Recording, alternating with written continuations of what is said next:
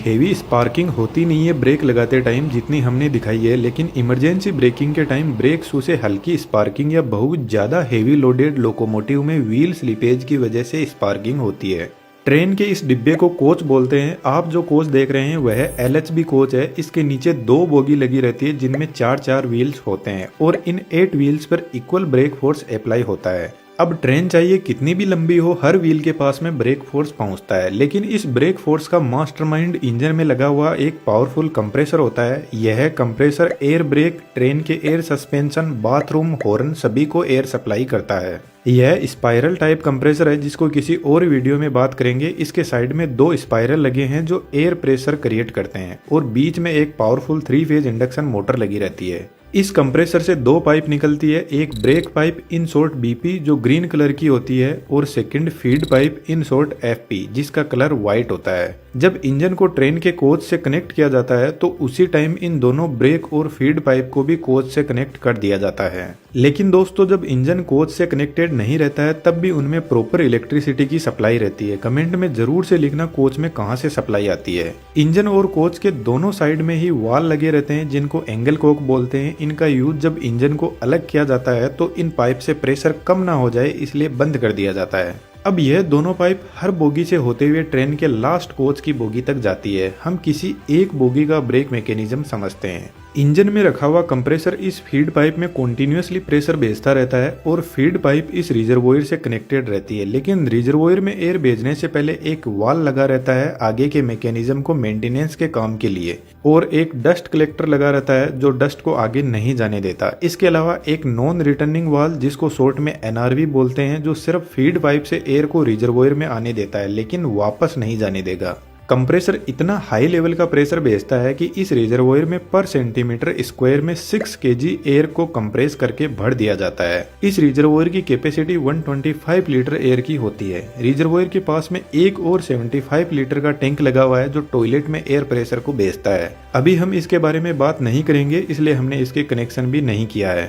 तो इस रिजर्वोयर से एयर डिस्ट्रीब्यूटर वाल के पास में पहुंचती है। डिस्ट्रीब्यूटर वाल के अंदर ब्रेक पाइप से भी डायरेक्ट कनेक्शन आता है। ब्रेक पाइप का प्रेशर 5 kg पर सेंटीमीटर स्क्वायर होता है। यह वाल बहुत बेहतरीन तरीके से काम करता है। इस वाल से आउटपुट जो निकलता है वह दोनों बोगी की तरफ एयर प्रेशर को भेजता है ब्रेक एप्लीकेशन के लिए। DB में एक पिस्टन दिखाई दे रहा है जिसमें नीचे की तरफ रिजर्वोयर से प्रेशर आ रहा है और ऊपर से ब्रेक पाइप का प्रेशर आ रहा है, तो पिस्टन एक जगह रुका रहेगा। जब ट्रेन का ड्राइवर ब्रेक लगाता है तो वह ब्रेक पाइप के प्रेशर को कम करने लगता है, जिसकी वजह से फीड पाइप से आ रहा प्रेशर इस पिस्टन को ऊपर की तरफ फोर्स लगाएगा, जिससे फीड पाइप का एयर प्रेशर का कनेक्शन ब्रेक सिलेंडर की पाइप से हो जाएगा और रिजर्वोयर में भरी हाई प्रेशर एयर दोनों साइड में लगी बोगी की तरफ जाने लगेगी। दोस्तों, यह एग्जॉस्ट पाइप है। यहाँ पर जो पिस्टन लगा है उसकी डिजाइन कुछ इस टाइप की है और वह इसलिए क्योंकि जब feed pipe brake cylinder pipe से कनेक्ट होती है उसी time break pipe exhaust pipe से कनेक्ट होती है, तो पिस्टन ब्रेक पाइप के प्रेशर को एग्जॉस्ट पाइप से रिलीज नहीं होने देता। अब इस कंडीशन में रिजर्वोयर का प्रेशर धीरे धीरे डाउन होने लगता है, लेकिन कंप्रेसर इस प्रेशर को डाउन होने नहीं देता, कंटिन्यूअसली एयर को भेजता रहता है। यदि लोको पायलट जितनी स्पीड से ब्रेक पाइप का प्रेशर रिलीज करता जाएगा उसका 2.5 टाइम्स प्रेशर ब्रेक सिलेंडर की तरफ जाएगा। फॉर एग्जाम्पल, यदि लोको पायलट ने 1 kg पर सेंटीमीटर स्क्वायर ब्रेक पाइप का प्रेशर डाउन किया तो ब्रेक सिलेंडर की तरफ रिजर्वोयर से 2.5 kg पर सेंटीमीटर स्क्वायर प्रेशर जाएगा। इस पाइप से होते हुए एयर प्रेशर यहाँ से फ्रंट और रियर व्हील के लिए डिवाइड हो जाएगा। यहाँ पर फिर से वाल लगे रहते हैं मेंटेनेंस के काम के लिए।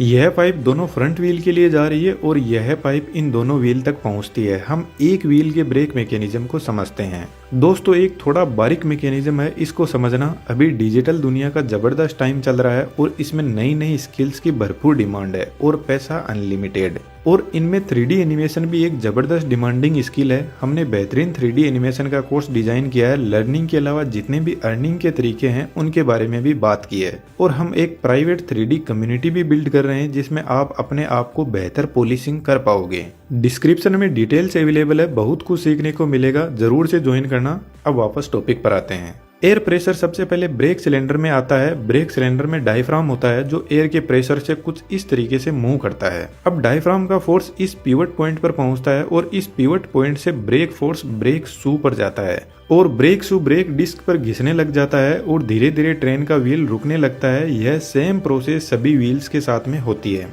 ब्रेक डिस्क कुछ इस टाइप की बनी होती है जिसमें कुछ ऐसी बार होती है जो इसकी कूलिंग में हेल्प करती है।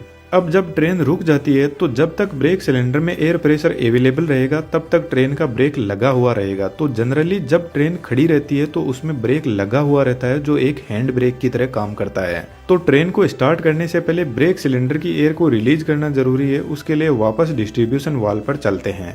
जब तक ट्रेन में ब्रेक अप्लाई रहता है तब तक रिजर्वोयर जिसमें एयर फीड पाइप से आती है वह कंटिन्यूअसली इस पिस्टन को ऊपर की तरफ फोर्स लगा के रखती है।